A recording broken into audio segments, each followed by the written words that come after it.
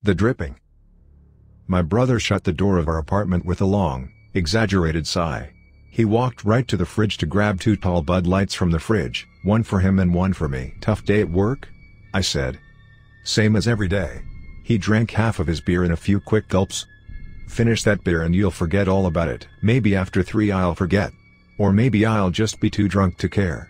Drinking helped us let go of our worries, but sometimes it ended up fueling our frustration instead.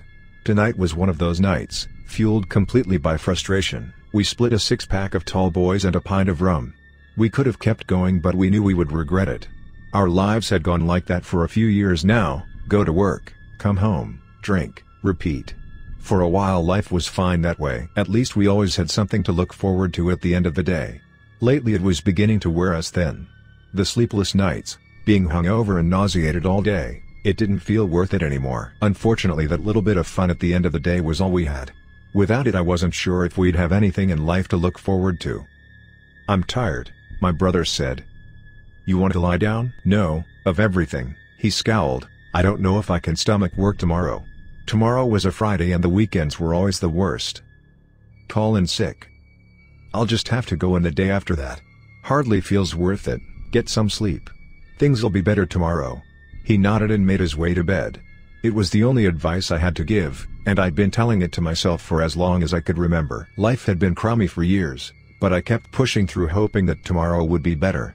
I decided to make my way to bed too. Suicide isn't something you talk about with others, but my brother didn't have that luxury.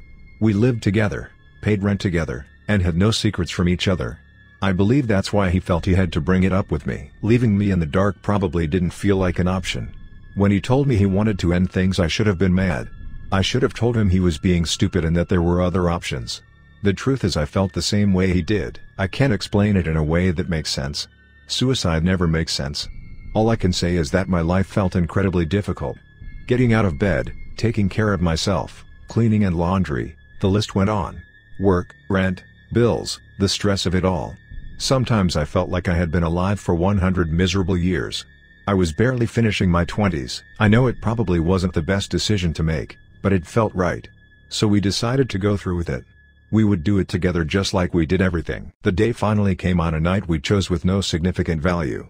I brought a 12-pack and he brought a gun, a little 6-shooter. I have no idea where he managed to get a gun. I would say he borrowed it from a friend, but we didn't have any.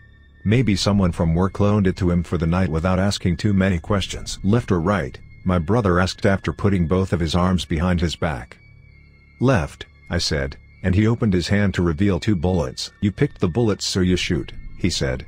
"We decided that it would be best if one of us shot the other and then themselves. It would save one of us from having to pry a gun from the other's limp hand." This kept things simple. Our apartment building had thin walls, so someone was bound to hear the gunshots. Hopefully they would call the cops. I'd hate to think of our bodies rotting here until the stink caused someone to investigate. We decided to leave a note for whoever would find us. We could only come up with 2 sentences. "Things are finally quiet now.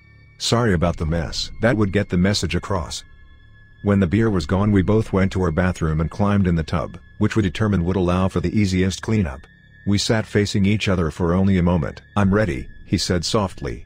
"Now's the part where the second thoughts come rushing in, but we promised that we would see this through to the end." "I'm ready," he repeated. I raised the gun and pulled the trigger. I had never shot a gun before. The blood sprayed everywhere, covering the walls and me. I was stunned. It took me a moment to focus, only to realize that my brother was still sitting there staring back at me in shock. I was so prepared to just get it over with that I didn't aim well. The bullet went through his neck and blew out the side of his head, nearly tearing his jaw clean off. It was barely holding on by a stretched piece of flesh. He wasn't dead. He was dying, gasping for air and choking on blood, but he wasn't dead. Suddenly there was a pounding at the door and shouting that I couldn't quite make out. The police couldn't be here already. Maybe a neighbor had heard. I didn't have time to think. My brother went for the gun. Was he trying to shoot me? Finish himself off? I instinctively tried to pull the gun away from him, but only managed to pull his whole body on top of mine. He kept wrestling for the gun while dripping blood and spit down onto me. Before I could stop him, before I could say anything, his eyes glazed over and his body went limp. I was pinned down in the tub with nowhere to turn. I knew then that I couldn't go through with this. I dropped the gun, used all my strength to roll him off me, and left the bathroom as quick as I could. The cops did eventually come, but to them it just looked like a botched suicide. They had no reason to believe otherwise. Some of them even felt sorry that I had to be here while he did it. I decided that the only way I could move on was if I pretended that he did commit suicide by himself. I would lie to myself until I forgot what really happened that night. I really wanted to forget it all. Maybe I would have too, but then the dripping began. One night, a year after my brother's death, I was lying in bed trying to fall asleep when something dripped down on my face. At first I thought I imagined it, but then it happened again and continued to happen as I laid in the dark. I tried ignoring it, but every time I began to nod off I was met with another drip. It woke me right up. I got out of bed, walked across my room, and turned on the lights. Everything seemed normal. I looked over every inch of the ceiling trying to find a hole, anything that a leak might be seeping through, but found nothing. Everything in my room was dry. There was no moisture or condensation of any kind. I turned off the lights and got back in bed. Drip, drip. Something was definitely leaking on me. I pulled the covers over my head and decided to find out what the issue was after a full night's sleep. Night after night I was met by the dripping, and I was completely unable to determine its source. I knocked on my upstairs neighbor's door to look in for puddles that might be draining through to my apartment. Nothing. I called a plumber to see if he could check for broken pipes in the walls. Nothing. I was losing sleep and began to get more desperate as the days turned into weeks. I tried moving my bed around the apartment, and when that didn't work I became alarmed. A leaky ceiling would have been one thing, but how could the drip be following me? I slept in the kitchen, the living room, even my closet for one night, but everywhere that I went the drip followed. After a month of not being able to sleep I became a groggy mess, unable to complete the simplest tasks. Most of the day I walked around in a fog, nodding off the minute I let my guard down. I was having a tough time at work. At home I was too tired to do anything. I even stopped driving after almost passing out at a stoplight. The only way to move past this was to stop the drip once and for all, which is why I decided to sleep with the lights on.